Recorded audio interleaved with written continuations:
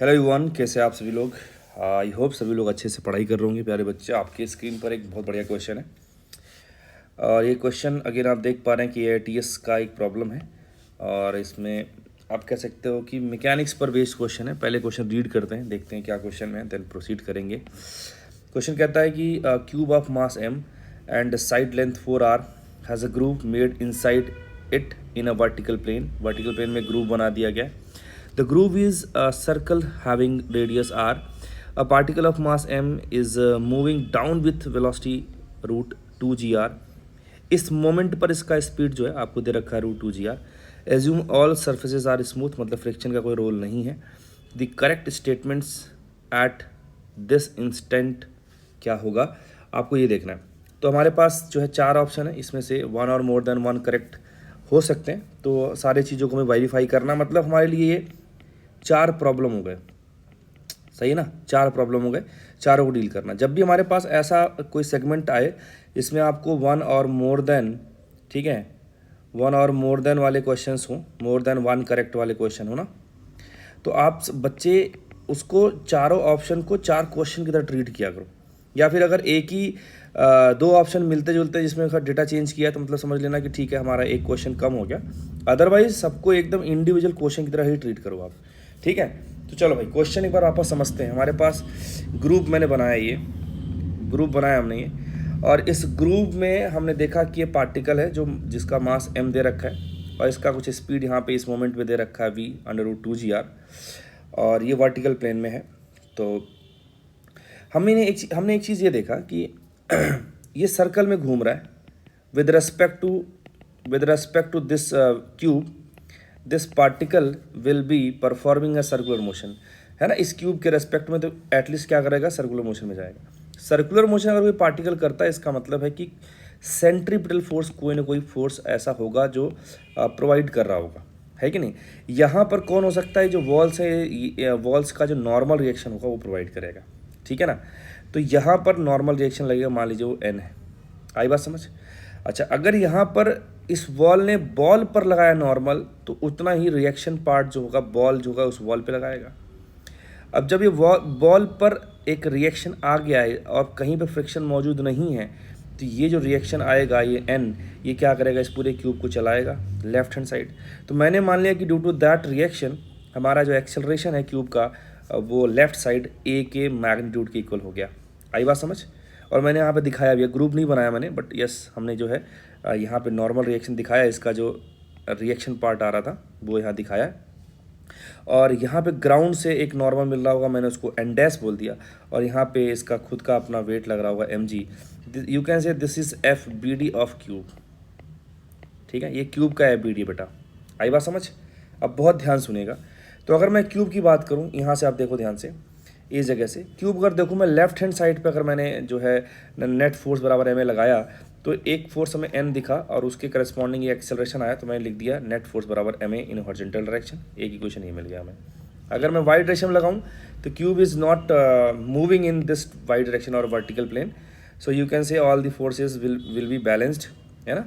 So from that conclusion you can say N dash जो होगा बेटा वो mg के बराबर हो जाएगा। तो 2 इक्वेशन यहाँ से आ गया।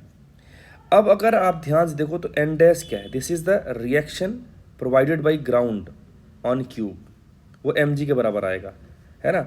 अगर आप ध्यान से देखें तो हमारे पास एक ऐसा ही ऑप्शन दे रखा है कि normal reaction on the cube by the ground is mg, मतलब बी ऑप्शन का हमारा पास आंसर आ गया। Yes, B option correct. आई बात समझ। अब चलो, ये वाला सेगमेंट बहुत इंपॉर्टेंट है, खासकर जो है इस पर जो बातें करी जाएंगी वो ध्यान सुनिएगा। अगर मैं पार्टिकल की बात करूँ बेटा, तो particle is in circular motion with respect two cube. मैंने एक ऑब्जर्वर बनाया है जो कि क्यूब के फ्रेम में देख रहा है, उसका खुद का एक्सेशन क्या है इधर बेटा। अगर मैं इसका FBD बनाता हूँ उस पार्टिकल का विद रिस्पेक्ट टू क्यूब, तो आपको पता है कि बेटा क्यूब एक non inertial frame of reference हो गया, और उसमें जब कोई पार्टिकल या कोई ऑब्जर्वर देखता है तो जिसको भी जिस ऑब्जेक्ट को वो ऑब्जर्व करेगा उस पर एक स्यूडो फोर्स आएगा, जिसका डायरेक्शन इसके खुद के डायरेक्शन के ऑपोजिट होगा फोर्स का। तो ये स्यूडो फोर्स आपको दिखाया गया है में, और नॉर्मल तो लग ही रहा था। तो इन दोनों का जो रिजल्टेंट होगा वो आपको सेंट्रीपिटल फोर्स देगा, और आप लिखोगे n + ma = mv² / r। आई बात समझ। ये n जो था हमने यहाँ पे रखा, तो n इजकल टू ma था, तो ma प्लस ma हो जाएगा 2ma, और उसको मैं रख दिया mv²/r, m से m चला जाएगा बेटा, और r से r जाएगा, तो यहाँ बचेगा हमारे पास 2 से 2 जाएगा, तो a का वैल्यू आ गया g। This a is the basically acceleration of this cube, इस क्यूब का एक्सेलरेशन है। अगेन बेटा इसके लिए भी हमारे पास एक ऑप्शन है, अगर आप पहला क्वेश्चन पढ़ें, है ना, पहला नहीं थर्ड क्वेश्चन पढ़ें, yes, acceleration of block with respect to ground is g, बिल्कुल सही बात है बेटा। तो सी ऑप्शन और बी ऑप्शन दो करेक्ट हो गए, दोनों का हमने निपटारा कर दिया। अब हम लोग चलते हैं बेटा, अब ए ऑप्शन को ध्यान से देखते हैं। Normal reaction on particle is, बेटा नॉर्मल रिएक्शन क्या था इस पे, ये देखिए जो पार्टिकल था, इस पार्टिकल पे नॉर्मल रिएक्शन था कौन, वो एन ही तो था, और n बराबर कितना था, ma था।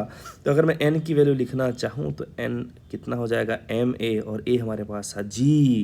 इसका मतलब ये हो गया कि भाई साहब पहला ऑप्शन भी हमारा सही हो गया। आई बात समझ। तो 3 ऑप्शन हमारे पास अभी तक सही हो चले हैं। लास्ट ऑप्शन की तरफ बढ़ते हैं। लास्ट ऑप्शन कहता है कि acceleration of particle with respect to ground, वो g√2 है, हम वेरीफाई करते हैं सही है गलत है। तो मैंने क्या किया बेटा, ग्राउंड के रेस्पेक्ट में उस पार्टिकल का FBD बनाया। तो ग्राउंड में हमने देखा कि भाई जो ये वाला वॉल था वो ग्रूव का, ये इधर नॉर्मल लगा रहा था और mg लग रहा था, इसके अलावा और कोई फोर्स इस पर लगने वाला नहीं था। भाई ग्राउंड का कोई ऑब्जर्वर है, ये मान लीजिए क्यूब था, क्यूब में ग्रुप था, ग्रुप में पार्टिकल फंसा हुआ था, ये वाला पार्टिकल, अगर आप यहाँ से खड़े होकर देख रहे हैं तो आपको क्या ही नज़र आएगा, भाई रियल फोर्सेस देखोगे आप, क्योंकि आपका जो ग्राउंड है उसको इनर्शियल फ्रेम मान रहा हूँ, सारे रियल फोर्सेस का रोल आएगा।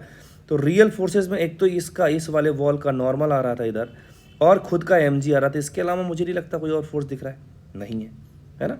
तो वो मैंने यहाँ पे दिखा दिया, n और mg। n का वैल्यू हमने क्वेश्चन में पहले फाइंड आउट कर लिया था, वो था ma, और a पहले हमने कैलकुलेट कर लिया, वो था mg।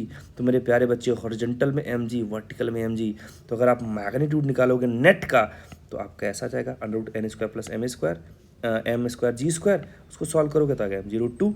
और मुझे अगर एक्सेलरेशन चाहिए तो नेट फोर्स को डिवाइड बाई मास कर दोगे तो क्या मिल जाएगा, हमें एक्सेलरेशन मिल जाएगा, जो कि आ गया g√2। अगेन अगर ध्यान से देखिए तो मेरे प्यारे बच्चों डी ऑप्शन भी हमारा क्या हो गया, करेक्ट हो गया। इसका मतलब इस क्वेश्चन में जो है चारों ऑप्शन इसमें क्या थे, सही थे, A, B, C और D ऑल आर करेक्ट। आई बात समझ।